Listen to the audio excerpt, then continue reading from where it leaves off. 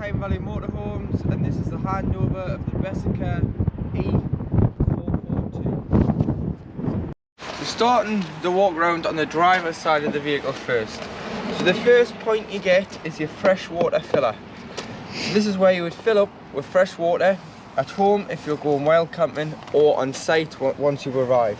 So carry a hose pipe and some hose pipe connections, either a collapsible one or a standard hose pipe, because it's mainly just a brass tap on most sites. And then using your habitation key, which is this little round key, you've got a lockable cap, so you can lock and unlock the freshwater cap. Remove it, put your hose pipe in there, and either wait until it overflows, which means you've got a full tank, or you can see on board how much water that you have on board at any one time from the control panel. Should you not be able to get a hose pipe near the vehicle, what you can do is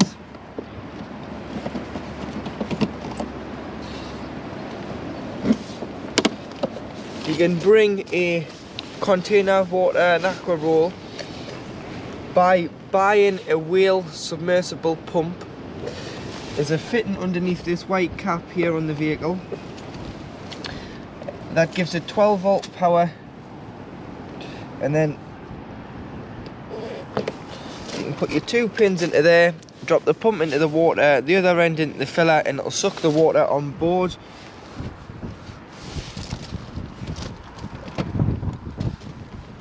In here you've got your location of your batteries are under here, your leisure batteries. That's your main 40 amp leisure battery fuse, and you've got some storage. Your flue for your Aldi boiler, so this is the flue for the boiler. So your Aldi boiler sits directly behind it underneath your long bench seat. And below you've got your freshwater release valve. So your drain off point, so if you've taken on contaminated water, you're putting the van to bed for the winter, and this is when you've got to drain it all down, or you're coming away from site and you're not using it for a couple of weeks, so you think you're going to drain it down. Use this handle here, open it, and you'll be able to drain your fresh water off. In the winter it's very important that you drain it off, as you wouldn't want the water to freeze, because it will cause all sorts of damage. Fridge vents, awning light on both sides of the vehicle. You've got your wastewater drain off, so this is anything that you've put down the kitchen sink, the hand basin and the shower. So normally on the way out of your site, if you're not on a super pit, you'll go over the service bay for a motorhome and you'll drop your grey waste, and again you'll just use the lever and open the grey waste. Above it you've got your cassette toilet, so again using the habitation key you can unlock the locker door, and then you want to ensure that the blade on the inside bowl of the toilet is in the closed position. I'll show you that once I'm on board, and once that's shut you'll be able to lift the orange handle and slide the cassette free of the vehicle. You've got a handle, so once it's full you can drag it to your waste disposal point, which is normally beside your toilet block. And then what you would do is remove the cap, press the orange button at the back and tip out. Once you've tipped it out, there's normally a tap, put some water in, give it a final rinse before you then go in with a cap full of either the green or blue chemical, which is 125 litre, 4 ounces into here, and it's good to go back in. Or if you're using the tablet form, which saves a bit of space in the van as they're in a little container, and it's 1 tablet every time you change the cassette. You put a pint of water in, which you can either do now and then pop a tablet in, or you can put it in completely dry, push it in, flush a pint of water into the cassette, followed by 1 sachet tablet.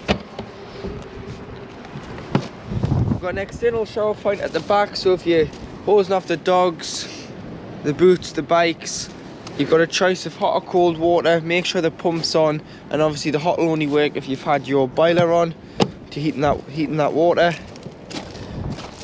You've got your high level brake light, your reverse cameras, fuel bike rack on the back. So pull the rack down towards you. You can then move these front and back depending on how big your wheels are of the bikes you're carrying. Strap through the wheels, through the spokes and back on to the chock. And then these will go through your crossbars. So this for the second bike and this for the first bike. And then put some sort of bike lock around the bikes and the frame of the bike rack so that when you leave the van unattended, your bikes are still going to be on the back. Tow bar on the back as well with 7-pin electrics if you plan on towing anything.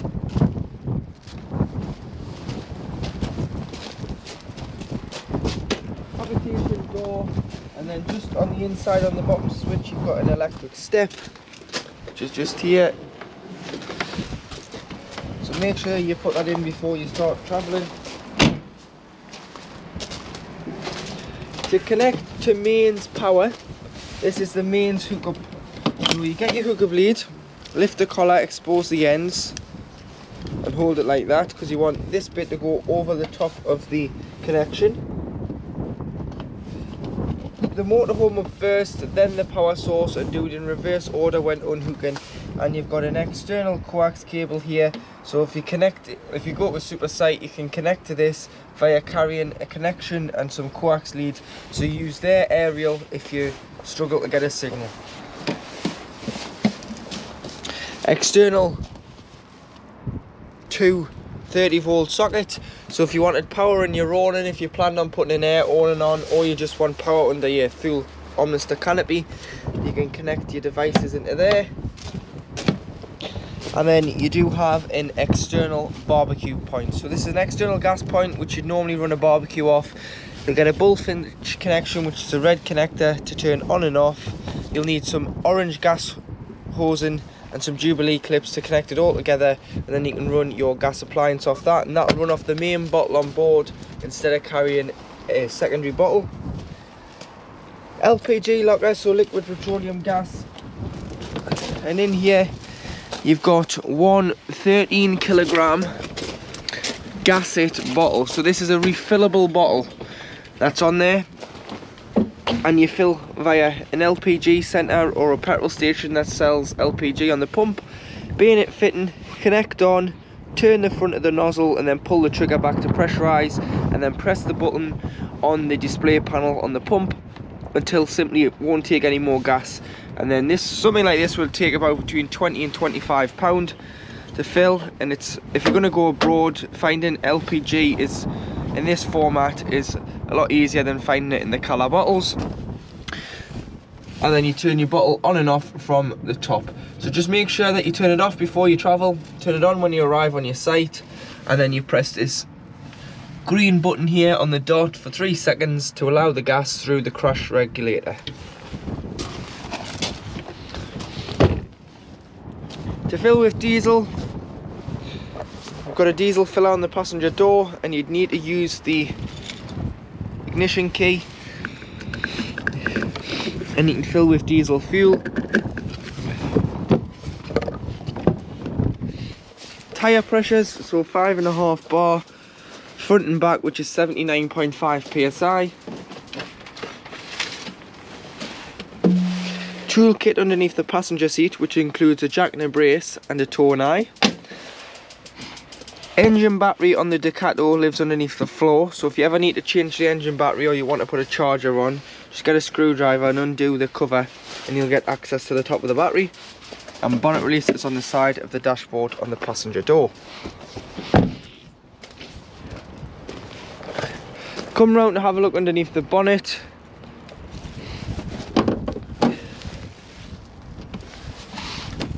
So here you have all your fluids, so you've got your screen wash. Lift the cover off and you've got your power steering, which is the one between the screen wash, and then you've got your coolant, which you'd fill by removing the cover, and there's 2 filler points. Brake fluid, engine oil filler and dipstick. Paint code for the blank or white 249. an earth because your battery's underneath the carb floor. This is an earthing point for giving or receiving a jump start. And then just here on this little metal contact, this is your positive contact for giving or receiving a jump start. So once inside the vehicle, above the habitation door, you've got your main 12 volt control panel. So if you're hooked up, you'll get mains electric, which you'll get this little electricity sign here by the time, which means you've got 230 volt and you can use mains household appliances on board. If not, you will just have 12 volt off your leisure battery. You've got your dimmer switch for your lights above your lounge, so you press and hold and you can dim those and turn them on and off. You've got your main light switch,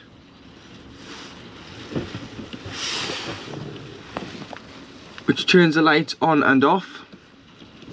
You've got your pump, so making sure you've got enough water, and this is your water gauge here for your fresh. So as you can see, we've got a full tank of fresh water on board. You can turn your pump on, but making sure your boiler's closed as well, otherwise the water will just run straight out of the vehicle when you turn the pump on and to open the tap. But always make sure you've got enough water on board, because if not, it is going to burn the motor out on the pump. You've got your awning light at the top, and then you can scroll up and down, so you can see you've got a Sargent EC620 unit. Your leisure battery is charging, your vehicle battery is fair, your solar's charges going to your battery of your vehicle. If you want to change it, you can just go to the middle one, select battery, and if it's going to freeze overnight, you can turn your tank heaters on and off, which is just a probe in the tank that stops the water from heating, which is where you would press the middle button, and as you can see, it's gone from off to on, and that will stop the water from freezing. You can view your levels of your batteries on here. Vehicle battery's good.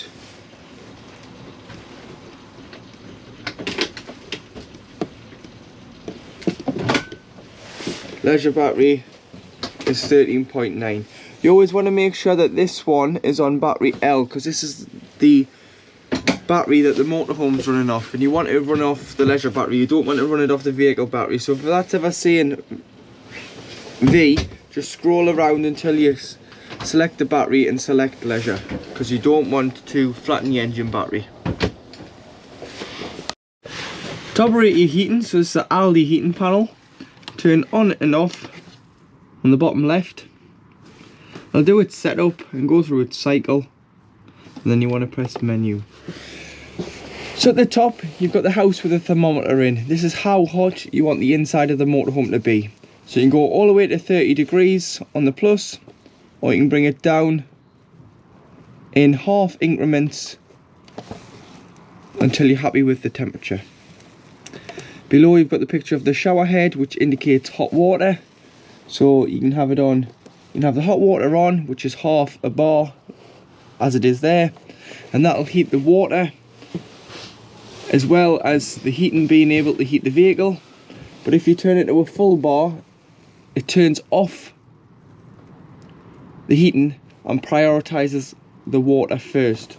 So if you want the heating and hot water on together, have it on half a bar, and that should heat the water as well as heat the vehicle. Underneath you've got your sources, so what energy source you want to use to heat the vehicle or the water, depending on if it's in the summer and you're just heating water, or if it's in the winter and you're heating both. So you've got off on the electric, you've got 1 kilowatt, which is 750 watts. You've got 2 kilowatts, which is 1500 watts, and then you've got 3 kilowatts. So it all depends on what the site allows you to run and what amperage they give you through hookup. So normally you would just use 2 kilowatts on most camping and caravan and club sites, the bigger sites, and on smaller CLs or airs abroad you will have to use 1 kilowatt, as they don't give you as much amperage through the hookup lead. And then if you were using gas on its own, so you were while camping and you weren't hooked up, you'd use gas, which is this one here, illuminates green when it's on. Or if you're in desperate need and you're away in the winter and you're in desperate need of heating or hot water, you can have electric and gas on together, which will drastically reduce the time it takes to heat the hot water and heat the vehicle. But again, if you've paid for your site fees, don't waste your gas, use their electric. That's what you've paid so much a night for. You go into the menus and set timers and things, but the Aldi have actually done a video on this, so if you want to know how to do that, because I'll not confuse you, because it is rather confusing, go on to Aldi's YouTube channel and they'll do videos. But if you need to reset it, you can press reset and reset the Aldi heater if it has glitched itself out. These two switches would have been how you dropped your freshwater and wastewater on electric motor dumps, but the previous owner has removed those for some reason and put manual ones in, so it's a lot easier to use. So these buttons are now redundant and you don't need to use them, but you do have your dimmer switch here as well for your lights, so you can dim it on here, turn them on and dim on the switch by just pressing and holding. It'll dim down the lights. In the kitchen area you've got 3 burners, one being the electric one, which will bring on the red light on the left hand side, the back one. So if you've paid your site fees, again, use their electric, not your gas.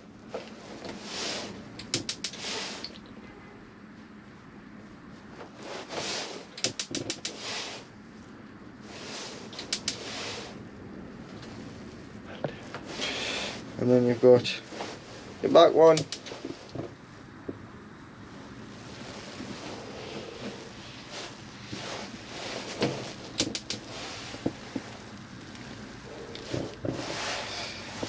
You've got 3 lit gas rings.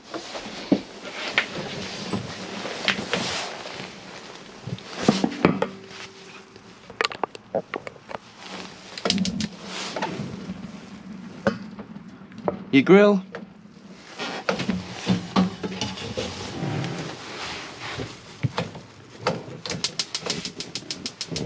And below you've got your oven, which you can see through the 2 holes that the oven is now lit. Underneath the oven you've got some small storage, and you've got the plug at the back there for isolating your electric hot plate. Should it ever become faulty, you can turn that off by just pulling the plug out. You've got your freestanding table to the side of the oven. Storage above, again a socket for the microwave. And the microwave is 800 watt mains power, so you've got to be hooked up for this to work.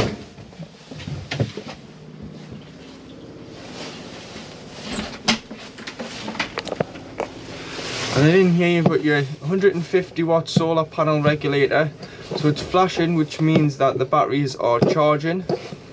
Once that goes to a solid light, it means it's fully charged.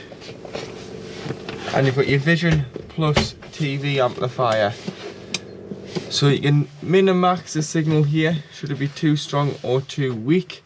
Obviously if it's pixelating and it's on full, just knock it down because it's interfering with the signal, and then your picture will go to the right quality.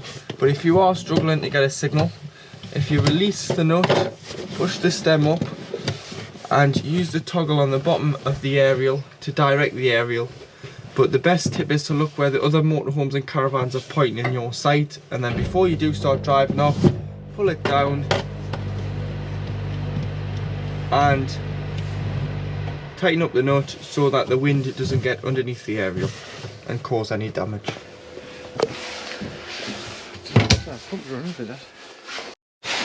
Next to the kitchen, underneath the long bench seat, you've got the location of your Aldi boiler. So your Aldi boiler does 2 things: heats the vehicle and heats the water. So it holds 10 litres of hot water at any one time.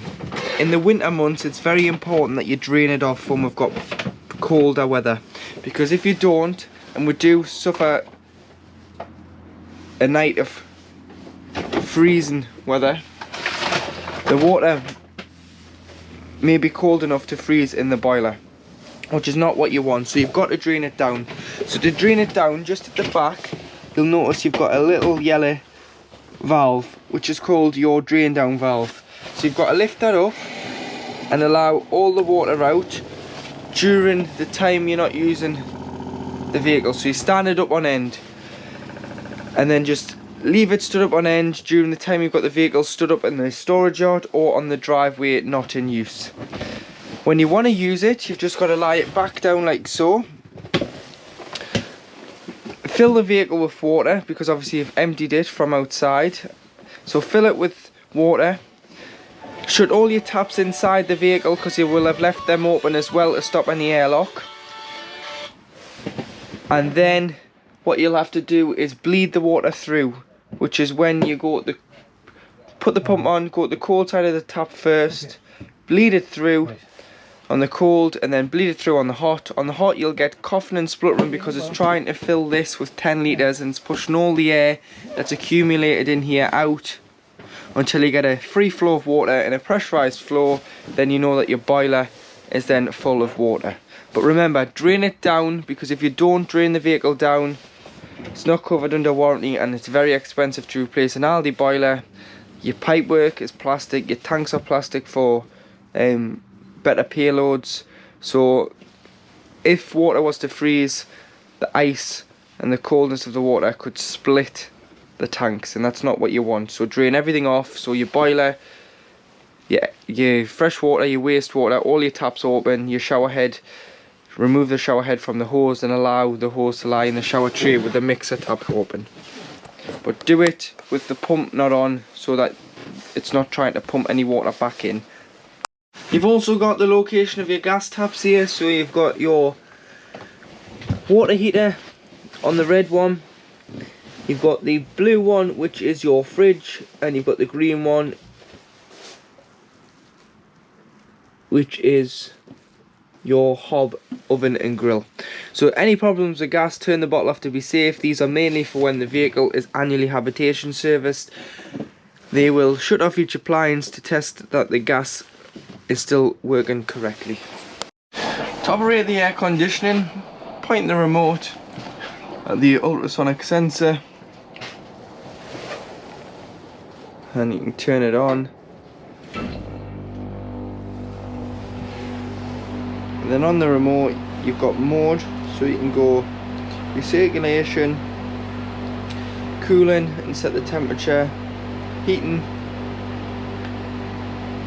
You can heat up to 31 degrees through the aircon, and then you've got the fan, so you can have one fan or three depending on how quick you want the air to recirculate around the vehicle.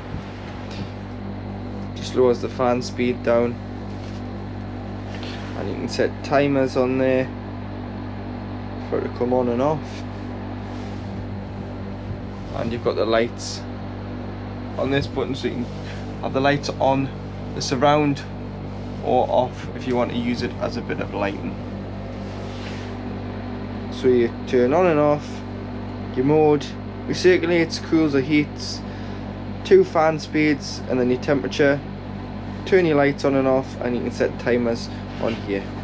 And then to turn off, just press and hold, it'll flash, go through a cycle, and then it'll stop like it has there.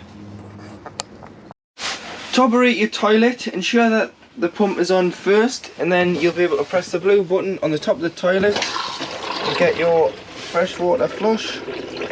So always flush the toilet first, which helps keep the blade seal between the blade and the toilet lubricated. And then you want to use the blade handle and slide it away from you, so to the right, which opens the cassette. Use it in this position and everything will go into the cassette, nothing will leak.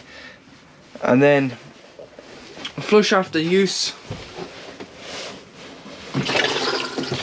If you've bought the twin packs of blue and pink, obviously this vehicle doesn't take the pink as it doesn't have a header tank. The toilet flush is from the main fresh water. So dilute the pink into an empty spray bottle and spray the bowl before you flush. It'll do the same job, clean your bowl and give a fragrant smell. And then once you've finished, slide this back to the left, which is the blade handle, and then you'll be able to get the cassette out the exterior of the vehicle should the cassette indicate it's full. And when it indicates it's full, you'll get a red light just underneath the diagram of the cassette to say it's now time to change the cassette. Got a toilet roll holder, a towel rail, a towel holder, your windows. Press the buttons in on the latches and unlatch the window. Push it all the way out to bring it back in on the stay. And then you do have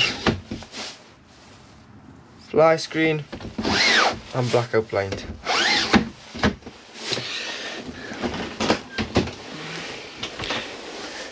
Got a wardrobe in your washroom as well. And you've got your Aldi expansion tank, so to fill it from the top. You've got a breather pipe. Always look at where the level is when it's off, because it's an expanding liquid, so when it's on it'll expand and it'll sometimes show more than between the min and the max, so allow it to cool and then it'll give you a true reading if you need to top the Aldi antifreeze liquid up. The antifreeze liquid has a 5-year lifespan, so you can get it serviced, and when you get it serviced they'll top it up and then 5 years later you'll need to change it. So it's not a thing that needs changed all the time, but you may have to just keep an eye on it in case 1 year you do have to top it up.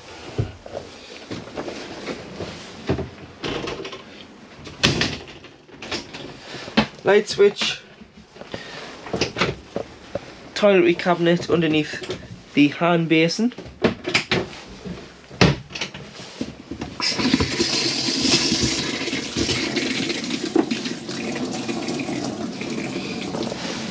And your hot water is starting to come through there as it's getting warm.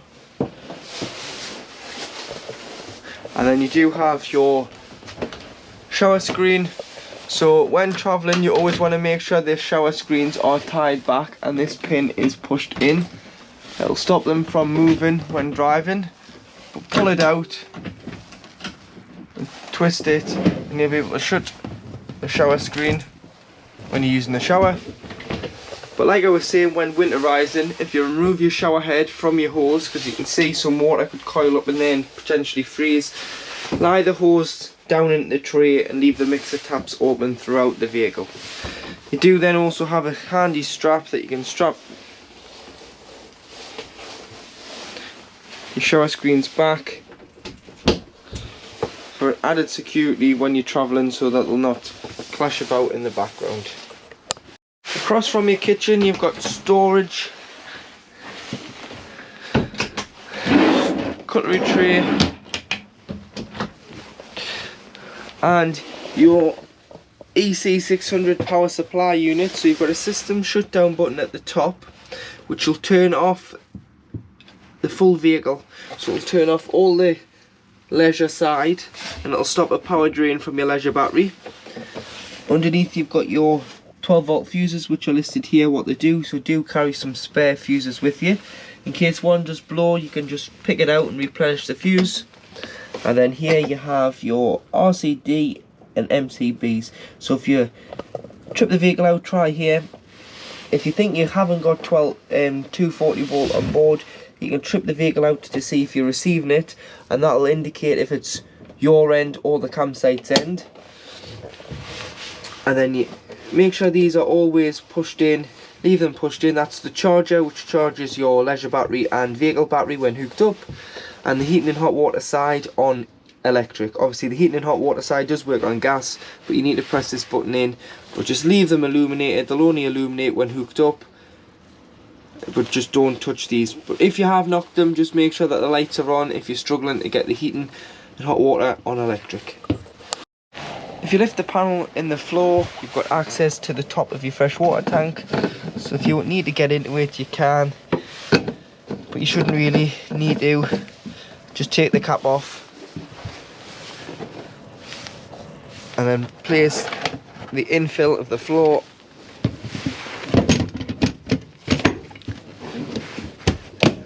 back in and shut the freshwater tank back off. The large lounge does make it into a bed, so all you need to do is lift and slide them out into the middle and then use the backrests as the infill, which will cover this space and it'll give you that large double bed. Or this model can be used as 2 singles, but you may just want to remove the backrest to give you a little bit more width on the single bed. To open the large skylight at the front, you need to back the retainer off on the front and then wind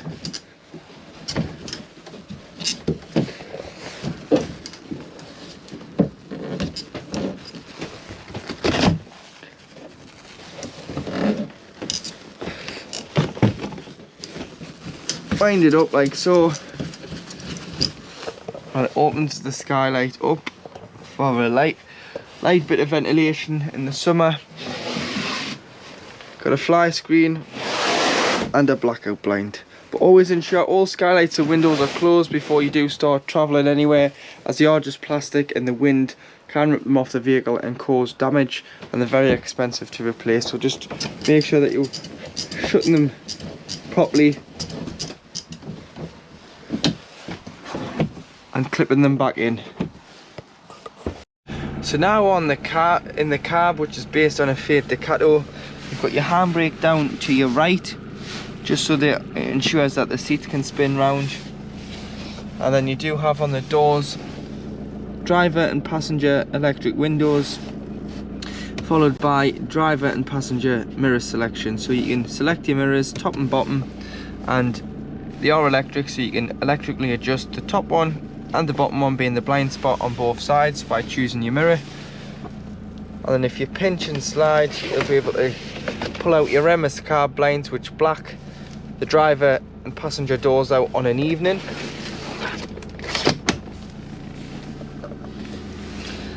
Headlight adjustment and your rear fog lights on this little switch panel here beside the right of the steering wheel, followed by your wipers with the trip computer, which will go through your range of fuel in the tank, your trip distance A, your average consumption A, your instant consumption, your travelling times, your average speed, and so on. And then it'll go into trip B. So there's 2 trip computers. If you want to reset it, just press and hold trip. Lights and indicators. Off in the middle, cruise control at the top. Get your desired speed, push it up, it'll set it. Push up to speed up, pull down to slow down. Cancel, you can either cancel on the stalk or with a foot brake, and then press resume to the last speed that was set before the engine was turned off. Cruise control at the top, obviously speed limiter at the bottom, so push up and hold goes up in 5s, push up slowly goes up in 1s. That'll tell you on here what it's set to.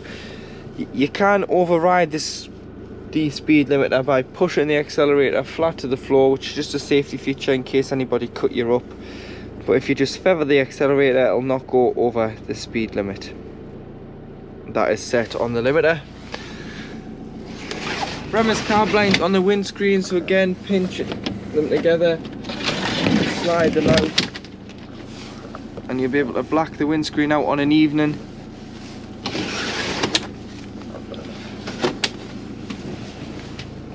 Six-speed manual gearbox with lift the collar into reverse.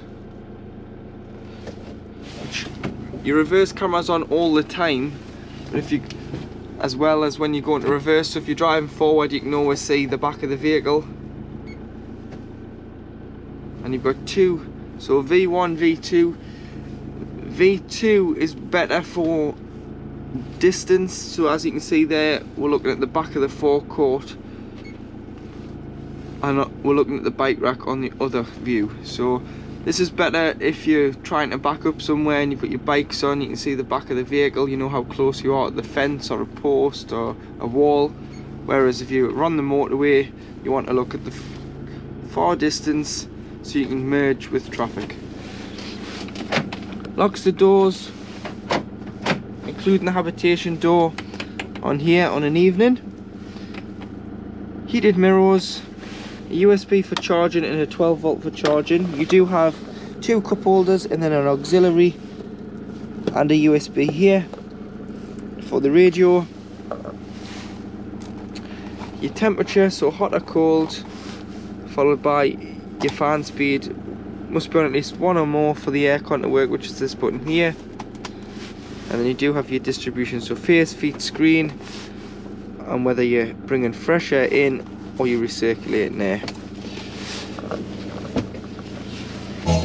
Your radio is FM, AM, DAB, so you can press radio and scroll between FM, AM and DAB. Press 1 to 6 to save your favourite stations once you've searched for them by just scrolling through. And then media is obviously auxiliary or USB because it doesn't take a CD. But you can connect your phones as it is Bluetooth enabled, so press phone, connect the phone, add a phone, and you want to find Uconnect on your device. Press pair on your device.